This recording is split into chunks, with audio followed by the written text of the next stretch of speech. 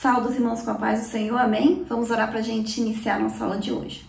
Senhor, nosso Deus e nosso Pai, nós queremos te agradecer, Deus, por estarmos mais uma vez aqui reunidos, Senhor, para estudar a sua palavra, Deus, para aprender mais de Ti. Pedimos que o Teu Espírito Santo, Deus, esteja conosco, nos conduzindo, nos orientando, nos fortalecendo, nos dando sabedoria, meu Pai. Repreendendo tudo que não vem de Ti, Senhor. Vai repreendendo, Deus, todo desânimo, todo cansaço, toda enfermidade. Abençoa, Senhor, as nossas mentes, Deus, para que a gente continue focados em Ti, meu Deus. Para que a gente preste atenção, meu Pai. Repreende tudo que vem para desviar a nossa atenção, Deus, e para nos atrapalhar. Que o Senhor venha nos fortalecer, Deus, que o Senhor venha nos aumentar a fé, que em nome de Jesus, meu Pai, o Senhor esteja conosco em todos os momentos das nossas vidas, em todos os caminhos, meu Pai. É isso que nós te pedimos e te agradecemos em nome de Jesus. Amém? O título da lição de hoje é Promessa e Obediência. Nós vamos fazer a leitura que está em Deuteronômio 29, versículo 1 e do versículo 9 ao 12, e Hebreus, capítulo 8, do versículo 6 ao versículo 13, Deuteronômio 29. Estas são as palavras do concerto que o Senhor ordenou a Moisés na terra de Moabe, que fizesse com os filhos de Israel, além do concerto que fizera com eles em Horebe. Guardai, pois, as palavras deste concerto e cumpri-as, para que prospereis em tudo quanto fizerdes. Vós, todos que estáis hoje perante o Senhor vosso Deus, os cabeças de vossas tribos, vossos anciãos, os vossos oficiais, todo homem de Israel, os vossos meninos, as vossas mulheres e o estrangeiro que está no meio do teu arraial, desde o rachador da tua lenha até ao tirador da tua água. Para que entres no concerto do Senhor teu Deus e no teu juramento que o Senhor teu Deus hoje faz contigo. Hebreus 8. Mas agora alcançou ele ministério tanto mais excelente, quanto é mediador de um melhor concerto, que está confirmado em melhores promessas. Porque se aquele primeiro fora irrepreensível, nunca se teria buscado lugar para o segundo. Porque repreendendo-os lhes disse: Eis que virão dias, diz o Senhor, em que com a casa de Israel e com a casa de Judá estabelecerei um novo concerto, não segundo o concerto que fiz com seus pais, no dia em que os tomei pela mão para os tirar da terra do Egito, como não permaneceram naquele meu concerto. Eu para eles não atentei, diz o Senhor, porque este é o concerto que depois daqueles dias farei com a casa de Israel, diz o Senhor. Porei as minhas leis no seu entendimento e em seu coração as escreverei, e eu lhes serei por Deus, e eles me serão por povo. E não ensinará cada um ao seu próximo, nem cada um a seu irmão, dizendo: Conhece o Senhor, porque todos me conhecerão, desde o menor deles até o maior. Porque serei misericordioso para com as suas iniquidades, e de seus pecados e de suas prevaricações não me lembrarei mais. Dizendo, novo concerto, envelheceu o primeiro. Ora, o que foi tornado velho e se envelhece, perto está de acabar.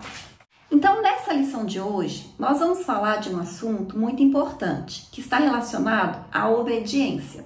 A gente sabe que tanto no Antigo Testamento quanto no Novo Testamento, a obediência é um sinal de fé e amor a Deus por parte daqueles que têm compromisso com Deus, que têm uma aliança com o Senhor. Então, primeiro, nós obedecemos porque nós amamos a Deus. Nós amamos a Deus acima de todas as coisas.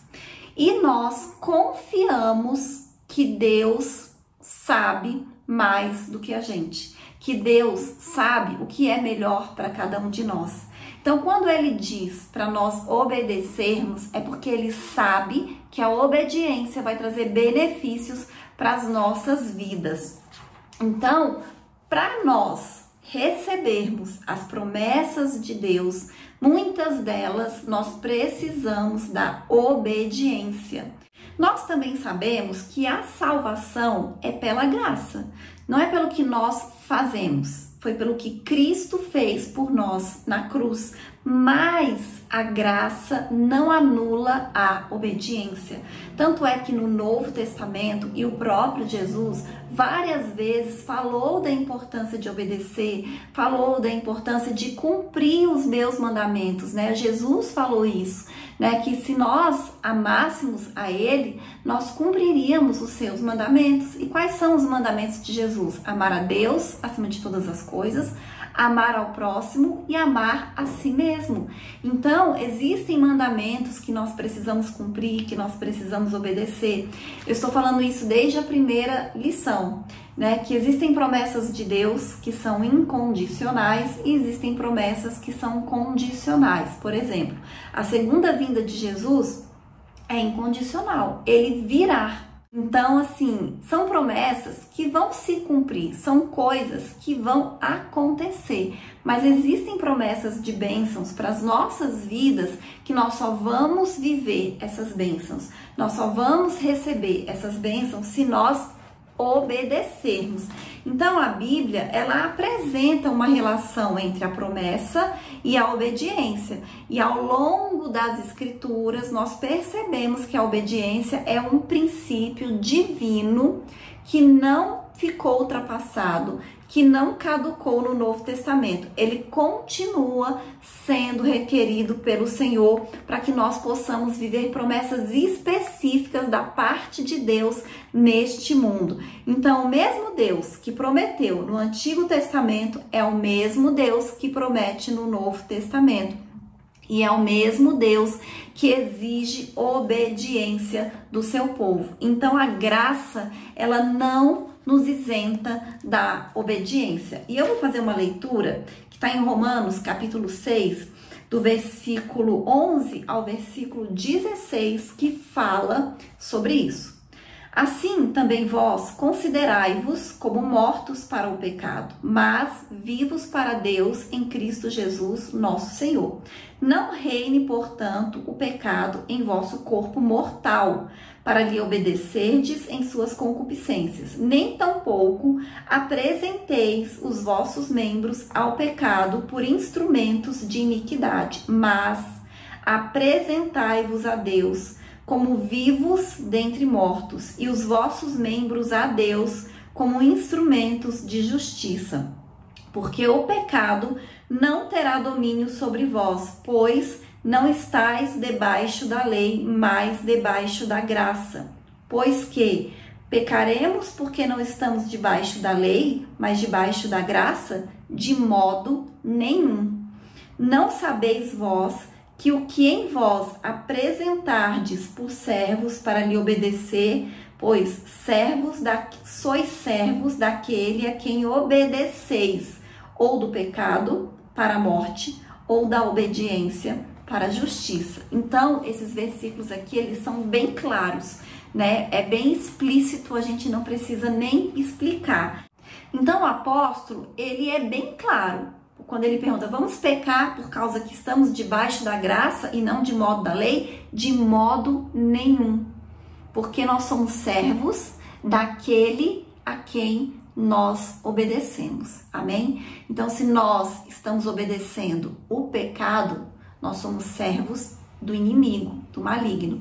Mas se nós somos obedientes a Deus, obedientes à justiça, então nós somos servos de Deus, amém?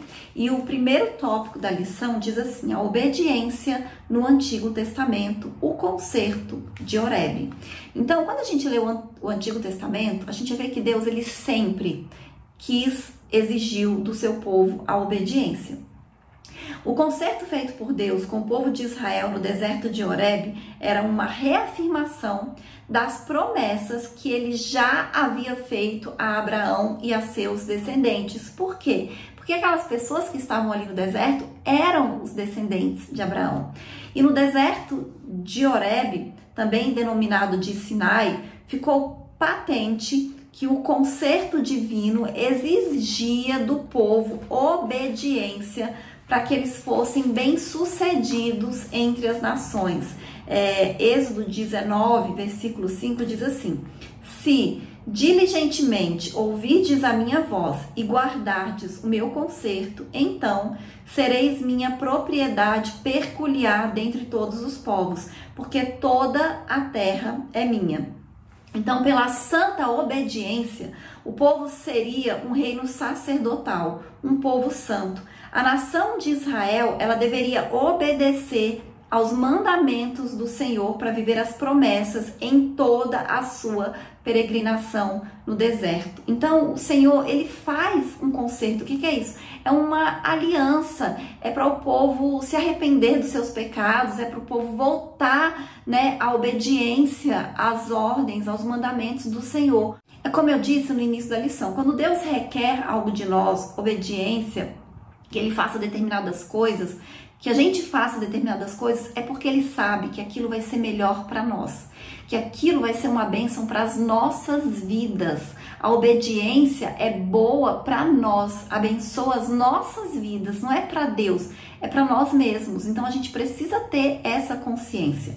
E aí o próximo subitem diz assim: o concerto nas campinas de Moabe. Então, muitos anos se passaram depois desse concerto aqui, do concerto de Horebe, lá em Êxodo 19, e a maioria dos peregrinos havia morrido no deserto.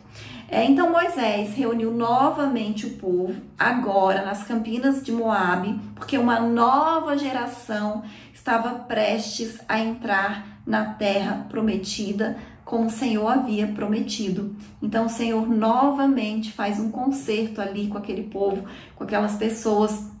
E lá em Deuteronômio 29, versículo 1 diz: estas são as palavras do concerto que o Senhor ordenou a Moisés no deserto, na terra de Moabe, que fizesse com os filhos de Israel, além do concerto que fizera com eles em Moabe. Então, a exposição básica desse concerto pode ser vista em Deuteronômio, capítulo 4, até o capítulo 26, versículo 19, bem como com a sua ênfase nas bênçãos e maldições que estão nos capítulos 27 ao 30 do livro de Deuteronômio. E nós gostamos muito, né, das bênçãos de Deuteronômio 28. E ali são bênçãos que Deus prometeu ao povo se eles fossem obedientes. Então, tudo nesse concerto dependeria da fidelidade do povo de Israel aos mandamentos divinos. Amém? As promessas provenientes da obediência. Então, o concerto de Moabe mostra uma lista de promessas que seriam proferidas no Monte Gerizim, bênçãos no campo, na cidade, na procriação, na vida doméstica, ao entrar, ao sair da terra, em todas as áreas da vida dos judeus. O Senhor prometeu bênçãos divinas que seriam derramadas sobre eles com a condição, com a consequência da obediência aos mandamentos divinos estabelecidos nos concertos proferidos por Moisés. E também é verdade que as maldições seriam proferidas no Monte Ebal como consequência da desobediência aos mandamentos do Senhor. Então, existiam bênçãos em consequência da obediência e maldições em consequência da desobediência. Então, nós vemos que no Antigo Testamento, a obediência tinha uma ligação direta com o cumprimento de promessas na vida do povo de Israel. Então, eram promessas condicionais, condicionadas à obediência do povo. Amém? O próximo tópico fala sobre a obediência no Novo Testamento, um novo concerto, então uma nova aliança. Então a gente viu que no Antigo Testamento o Senhor fez uma aliança com Abraão, ele renovou essa aliança algumas vezes, que é o concerto, e agora a gente vai ter um novo concerto, ou uma nova aliança, ou um novo testamento. Hebreus, capítulo 8, apresenta aspectos do antigo concerto, mostrando o quanto eles apontam para o perfeito ministério de Jesus Cristo. E ali nós vemos que o relacionamento entre Deus e o seu povo se dava por meio de uma fé manifesta pela obediência aos mandamentos da lei e a observação ao sistema de sacrifício do Antigo Testamento. Contudo, o profeta Jeremias, ele profetizou que chegaria um tempo, um momento em que Deus instituiria um novo pacto, uma nova aliança e que a sua lei se estabeleceria no interior da pessoa, no seu coração. E aí eu vou fazer uma leitura aqui que é uma junção, né, de capítulos e de versículos. Jeremias 31, 33, Hebreus 8, do 8 ao 12, que diz assim: mas este é o concerto que farei com a casa de Israel depois daqueles dias, diz o Senhor. Porei a minha lei no seu interior e as escreverei no seu coração. E serei o seu Deus e eles serão o meu povo. Amém? E aí o próximo subitem diz assim: Jesus Cristo, o mediador. Então, o Senhor Jesus, ele é o mediador dessa nova lei, dessa nova aliança, desse novo concerto. O novo pacto profetizado pelo profeta Jeremias. Então, nós podemos afirmar que a nova aliança, o novo pacto, é uma promessa de graça e amor de Deus aos que respondem com arrependimento e fé à oferta da salvação. Porque nós sabemos que a salvação, ela é para todos. Jesus morreu por todos e a salvação está disponível para todas as pessoas. Qualquer pessoa que você imaginar, a salvação está disponível para essa pessoa.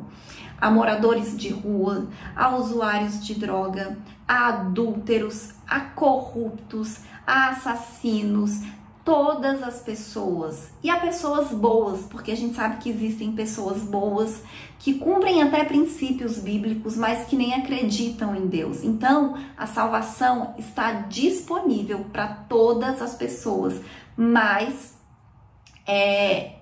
a gente precisa aceitar, né? Apesar de estar disponível, não são todas as pessoas que aceitam, não são todas as pessoas que querem. Então, o relacionamento de obediência entre o salvo e Deus se dá nos termos do novo concerto, ou seja, da nova aliança, em que Jesus Cristo é o verdadeiro mediador. E Jesus Cristo disse: ninguém vem ao Pai senão por mim, ou seja, ele é o caminho da salvação, ele é o mediador, ele é a ligação entre nós e Deus, e é através de Jesus que nós temos direito à salvação e à vida eterna. A obediência do novo concerto. Então, os ensinos do Novo Testamento mostram que a obediência e a fé, elas andam lado a lado. Nosso Senhor Jesus ensinou: se me amardes, guardarei os meus mandamentos. E essa expressão guardareis também pode ser substituída por obedecereis. Isso significa que o nosso amor pelo Senhor, que foi primeiramente obediente ao Pai, não pode ser apenas de palavras, não pode ser da boca para fora, né, como diz por aí, mas com atos de obediência, como a gente leu, né? Se nós amamos a Deus, se nós aceitamos, nós não vamos ser escravos do pecado, nós vamos ser escravos de Deus, nós vamos ser obedientes ao nosso Senhor, amém? Então, nós precisamos entender isso, que a salvação, ela vem com transformação, transformação de mentalidade, transformação de vida, transformação de comportamento, porque se a pessoa diz que aceitou a Cristo e não muda nada na vida dela,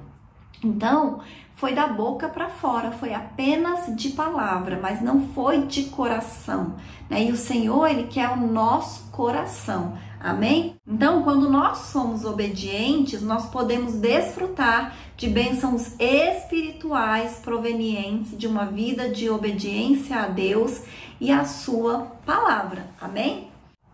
E o próximo tópico da lição diz assim: bênçãos provenientes da obediência a Cristo. Bênçãos espirituais. O Novo Testamento é o Espírito Santo que rege a vida daqueles que fazem parte do novo concerto, da nova aliança, por meio de Jesus Cristo, mediante a fé. Nesse contexto, nós aprendemos que uma vida de obediência a Cristo, mediante a obra do Espírito Santo, demanda bênçãos de natureza espiritual, que abarcam todas as áreas da nossa vida. Porque o reino de Deus não é comida nem bebida, mas justiça, paz e alegria no Espírito Santo. Amém? E o próximo tópico diz assim: justiça e paz. Quem obedece a Cristo vive piedosamente em sua presença e em sua justiça. Dessa forma, nós temos uma vida de retidão proveniente da fé e da obediência a Cristo, pois nós fomos justificados e santificados por Deus. Então, a paz que excede todo o entendimento torna-se uma realidade em nós. E isso é algo tão precioso e tão importante para os nossos dias atuais, quando a gente vê que o mundo está ansioso, o mundo está preocupado. E a gente sabe que a ansiedade e a preocupação, elas tiram a nossa paz. Mas a palavra de Deus diz que o Senhor ele tem paz para as nossas vidas, né? Uma paz que excede todo o entendimento. E quando nós somos obedientes a Cristo, né? Quando nós temos essa vida de fé, de obediência, nós vivemos essa realidade de paz que excede todo o entendimento. E aquela paz que o Senhor Jesus falou aos seus discípulos: deixo-vos a paz, a minha paz vos dou. Não vos la dou como o mundo dá. Não se turbe o vosso coração, nem se atemorize. Lá em João 14, 27. Então é essa paz que excede todo o entendimento. E a gente vê isso muito nítido na vida dos discípulos, na vida dos apóstolos, né? Depois que Jesus morre, ressuscita e vai para o céu, e eles iniciam aqui o seu ministério mesmo de evangelização, de implantação e crescimento da igreja. Porque mesmo eles sendo perseguidos, mesmo eles sendo muitas vezes até espancados, a gente via que eles tinham paz, né? Eles tinham essa paz que excede todo o entendimento. Por quê? Porque eles criam em Cristo, né? Como o apóstolo Paulo disse, viver é Cristo. Então, viver para eles era Cristo. Eles estavam em paz porque eles estavam fazendo a vontade do Pai, eles tinham a convicção e a certeza de que eles estavam fazendo a coisa certa e de que eles tinham a salvação e a vida eterna. Mesmo que eles morressem, como todos eles morreram, e muitos de maneira violenta mesmo, cruel, a paz não deixou o coração deles. A gente vê que Estevão foi o primeiro mártir, né? Foi o primeiro que foi morto por causa da pregação do evangelho, e ele foi morto apedrejado.